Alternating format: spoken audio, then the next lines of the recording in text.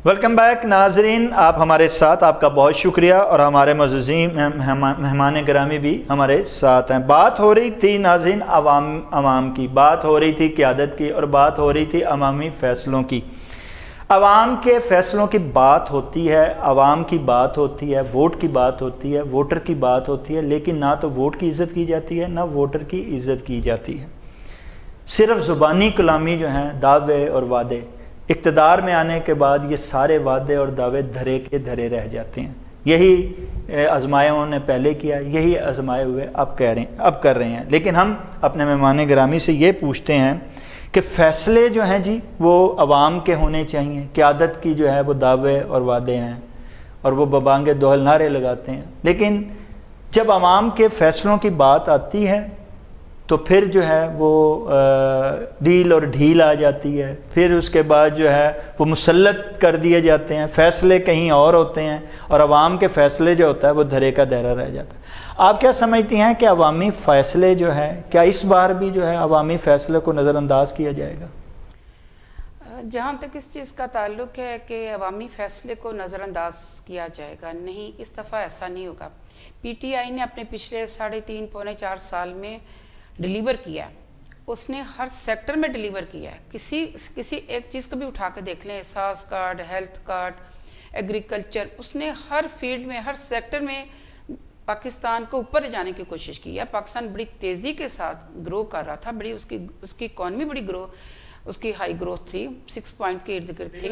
लेकिन उनके बयानिए की ग्रो है, देखिए इनका जो नैरेटिव है उनका वो है क्या कि अपनी पब्लिक को आप ज़्यादा से ज़्यादा आसानियाँ दें, सहूलतें पैदा करें, गरीब शख्स को उठा के ऊपर लाएं। देखिए उन्होंने मिडिल क्लास के लोगों को, ये बर्गर कहते हैं ना, बर्गर पार्टी है, उन्होंने मिडिल क्लास लोगों को ऊपर लेके आए और उन्होंने फिर डिलीवर करके भी दिखाया। अब जो दूसरी जो बात है कि पब्लिक की जो ओपिनियन है, पब्लिक ओपिनियन जो मांगती है, पब्लिक ओपिनियन बड़ी स्ट्रॉन्ग ओपिनियन होती है। आप उसको वक्ती तौर पे दीवार से लगाने की कोशिश कर रहे हैं, कभी उनको नहल करने की, कभी उनके खिलाफ कोई साजिश लाने की, लेकिन जहाँ तक इल्म का ताल्लुक है वो पब्लिक ओपिनियन के ही सहारे ऊपर आएंगे और आइंदा वज़ीर-ए-आज़म भी बनेंगे, अक्सरियत के साथ वज़ीर-ए-आज़म बनेंगे। लेकिन एक चीज़ बड़ी क्लियर कट है कि उनकी जान को सितंबर के तक बहुत शदीद ख़तरात लाक हैं। उनको चाहिए वो अपनी हिफाजत करें, बाकी अल्लाह अल्मल गायब है, उसको पता है कि क्या करना है। ये स्पेकुलेशन है, सही भी हो सकती है। जब बात होती है कि डॉक्टर साहब कह रही हैं कि वो जी अवाम का फ़ैसला इस दफ़ा हावी होता हुआ नज़र आता है। अवाम का फ़ैसला उसी वक्त हावी होगा जब अवाम की अदालत में जाएंगे, सियासी क़यादत अवाम की अदालत में जाएगी और अवाम उसका फ़ैसला करेगी। लेकिन जो बज़ाहिर नज़र आता है, जैसे तहरीक इंसाफ जो है 2 सूबों में के जीतने के बाद अब उनकी इलेक्शन की जो कैंपेन थी उसमें कुछ थोड़ी सी जो है वो धीमापन आ गया। इसी तरह वो क़यादत जो है इत्तेहादी क़यादत, वो पहले जो है वो एहतजाज करती रही कि जी हमें इलेक्शन चाहिए, हम तो इस वक्त की डिमांड है इलेक्शन। लेकिन इक़्तिदार में आने के बाद जो है उनकी एक महदूद सी जो है वह हुकूमत इस्लामाबाद में होगी, इसके बावजूद वो अवाम की अदालत में जाने के लिए तैयार नहीं है। अब क्या समझते हैं कि अवाम की अदालत वक्त से पहले या फिर अपने वक्त पे लगती हुई नज़र आती है? ये मुनाफिकत की सबसे बड़ी मिसाल है।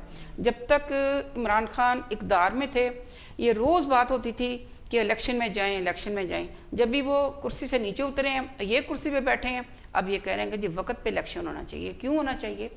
आपने एक अच्छी खासी गवर्न करती गवर्नमेंट को उतार दिया और एक अच्छा खासा डेवलप होते मुल्क को आप पीछे लेके चले गए और आपने आते ही मुल्क को वहाँ पे पहुँचा दिया जहाँ पे वो श्रीलंका जैसे सरकमस्टांसिस पैदा होने जा रहे हैं। तो आपने, इसका मतलब ये है कि आप इतने नहल हैं, आप इतने कॉम्पिटेंट इंसान हैं। दुनिया में एक चीज़ मुसलमा है कि अगर पॉलिटिकल स्टेबल है कंट्री तो वहाँ पे इकॉनमी भी स्टेबल होगी। अगर पॉलिटिकली आप स्टेबल नहीं है तो कोई भी बाहर से इन्वेस्टमेंट करने नहीं आएगा। अदालत लगती हुई वक्त से पहले या फिर वक्त पर ही लगती हुई नजर आती है अवाम की? अगर आप इजाज़त दें, एक छोटी सी बात करूं, मौजूद से हट के ज़रा। जी बिल्कुल, मुझे इसके लिए 3-4-5 मिनट टाइम चाहिए, अगर आप इजाज़त जी हाँ बहना मुझे इजाज़त दें तो। जी जी देखिए, ये जो है ना, हमजा शहबाज शरीफ आए और फ़ौरन उतर गए और लोग समझते हैं कि जी बड़ी ज़बरदस्त गेम खेली और उतार दिया। और नहीं भाई, ये तो घर से साजिश हुई, उनके घर से ऐसी साजिश हुई क्योंकि नवाज शरीफ तो कभी भी नहीं चाहते कि शहबाज शरीफ प्राइम मिनिस्टर बने। परवेज़ मुशर्रफ ने ऑफ़र की थी तो उन्होंने नहीं बनने दिया था। तो ये नहीं चाहते कि मेरा जो है बच्चे के अलावा कोई और बच्चा आगे आए।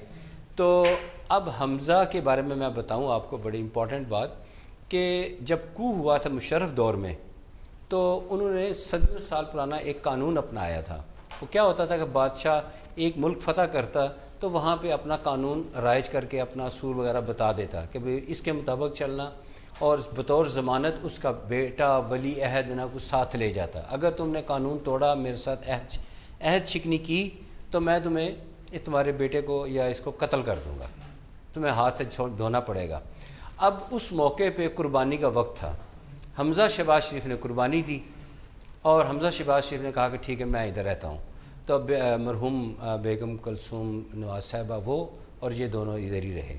उसके बाद हमज़ा शहबाज शरीफ की फरमाबरदारी कि उसने कहा कि ताई जान आप इधर भी चली जाएं, मैं इधर मौजूद हूँ। बाद में एक शख्स हैं तारक अजीम, उन्होंने इंटरमीडिएरी का रोल अदा किया और उनको उन्होंने मुशर्रफ के ज़रिए इजाज़त दी कि वो अपना कारोबार देखें, बड़ा डिस्टर्ब हो रहा है। तो मूवमेंट शुरू हो गई उनकी और उन्होंने सियासी एक्टिविटीज़ भी शुरू कर दी। जब नवाज शरीफ वापस पाकिस्तान आए ना तो उन्होंने हमज़ा शहबाज शरीफ की तारीफ़ की और हाथ खड़ा करके कहा कि ये मेरा जाननशीन होगा। अब पूरे पाकिस्तान की ब्यूरोक्रेसी हमज़ा शहबाज शरीफ के पीछे लग गई, लेकिन ये सब दिखावा था।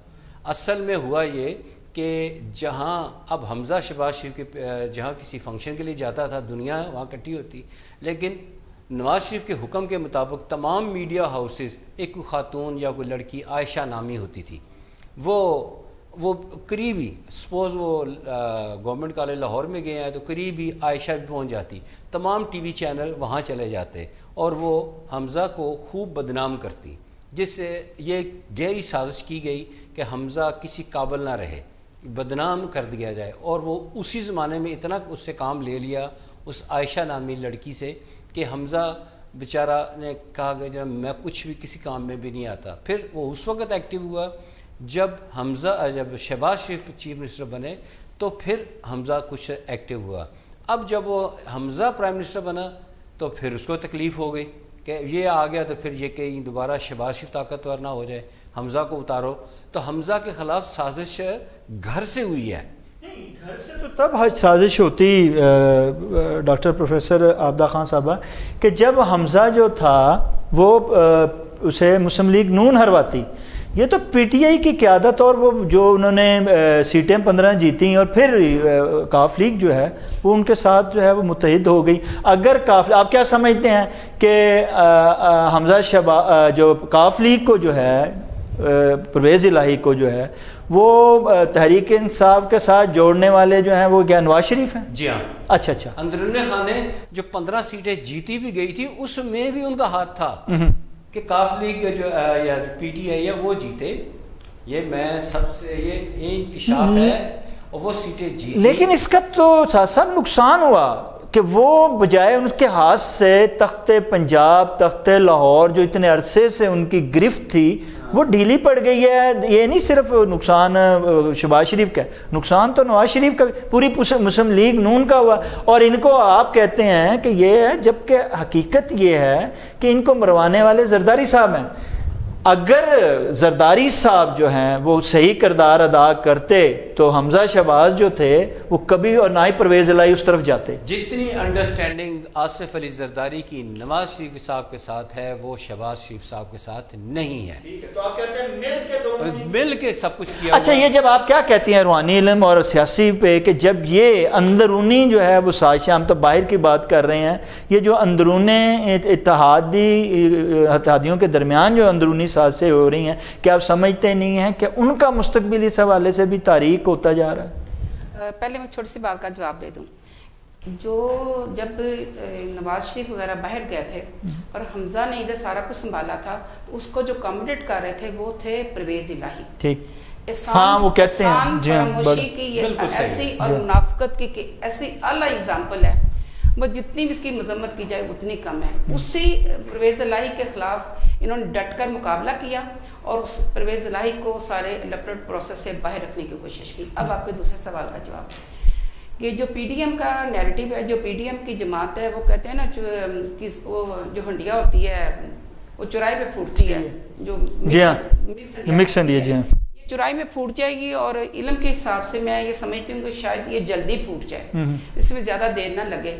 इसमें से जो बच्चे का शख्स वो मेरा ख्याल है किसी हद तक आसफ जरदारी होगा, लेकिन आसफ जरदारी नेक्स्ट टाइम ज़्यादा इम्पोर्टेंट रोल अदा करता हुआ नज़र नहीं आ रहा, शायद ये मुल्क से बाहर चला जाए। अच्छा, आप क्या समझते हैं कि इलेक्शन की बात मैंने दोनों से पूछी थी, वो रह गई और महदूद बहुत वक्त हुआ है, जल्दी से आप बताइए कि इलेक्शन बर वक्त होते हुए नज़र आ रहे हैं या वक्त से पहले होते हुए नज़र आ रहे हैं? नहीं, इलेक्शन बर वक्त होते नज़र भी नहीं आ रहे और वक्त से पहले भी नज़र नहीं आ रहे, बल्कि इसके दरमियान शायद कोई सेटअप और उभर के आए, और वो जो सेटअप उभर के आएगा, जो शख्स भी सामने आएगा, वो PTI के अंदर से ही कोई होगा। आप क्या समझते हैं साथ साथ जो कि इलेक्शन बर वक्त हो रहे हैं? साथ पहुंचाएगा, बल्कि एक अच्छा खासा PTI को जिक पहुंचेगी उस शख्स से।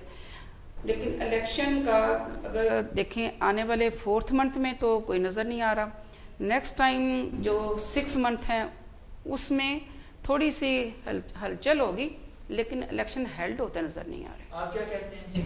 इलेक्शन मुझे लगता है कि तो थोड़ा मुश्किल है, लेकिन कोई जैसे पिछले प्रोग्राम में मैं बता चुका हूँ बात, तो कोई सेटअप सा अजीबो गरीब सा को बनता हुआ नज़र आ रहा है, और एक नई सियासी जमात भी क्रिएट होती हुई नज़र आ रही है, जिसके नाम के साथ इंसाफ का लफ्ज़ होगा, और जो इंतखाबी निशान है वो बल्ले से मिलता। लेकिन आप दोनों एक तरफ तो कहते हैं कि इलेक्शन नहीं आ रहे, एक तरफ आप कहते हैं कि नया सेटअप होता है, दूसरी तरफ आप ये कहते हैं कि वज़ीर आज़म जो हैं वो इमरान ख़ान जो हैं भारी अक्सरियत से, जब इलेक्शन ही नहीं होंगे तो क्या सिलेक्शन के ज़रिए वो आके? इमरान खान ने फिर भी इंशाल्लाह आना है। नहीं, एक तरफ तो इलेक्शन नहीं हो रहे, दूसरी तरफ आप कह रहे हैं इमरान खान ने आना। वो आपने ये पूछा कि नज़दीक या दूर, ठीक, तो उस हिसाब से ये कहा गया है कि ये तो अब अच्छा फिलहाल आप कहते हैं पहले सेटअप आएगा, उसके बाद इलेक्शन होंगे, और फिर जो मेरे इल्म के मुताबिक जो सेटअप आएगा वो इतना कामयाब नहीं होगा। कामयाब आखिर में PTI ही होती नजर आ रही है। इसका ग्राफ ऊपर जाता नजर आता है। 3-4 दिन पहले मर्जी 3-4 दिन पहले जो मुलाकात अमेरिकन एम्बेसडर के साथ जो इमरान खान की मुलाकात हुई है, उसके बाद इमरान खान ने बाकायदा कैंपेन स्टार्ट कर दी हुई है। अच्छा जी, कहते हैं कि जितने मर्जी स्क्रिप्ट आ जाएं, जितनी मर्ज़ी जो है साजिशें हो जाएं, जितने मर्ज़ी जो है वो इंटरम या दीगर जो है पार्टियां तोड़ के कोई भी सियासी पार्टी कोई भी फार्मूला जो है वो आजमा लिया जाए, लेकिन एक बात जो है वो ये है कि फ़ैसला फिर आखिर में अवाम ने ही करना है, और अवाम का फ़ैसला ही जो है वो हकीकी फ़ैसला होगा, और उसके साथ ही हकीकी क़यादत जो है वो बरसरे इक़्तिदार आएगी। ये एक अच्छी खुशखबरी है, अल्लाह करे कि ऐसा ही हो। इसके साथ ही नाज़रीन, प्रोग्राम का वक्त जो है वो ख़त्म हुआ चाहता है। अपने मेज़बान शाहिद नदीम अहमद को इजाज़त दीजिए। आपका, हमारा, हम सब का अल्लाह निगहबान।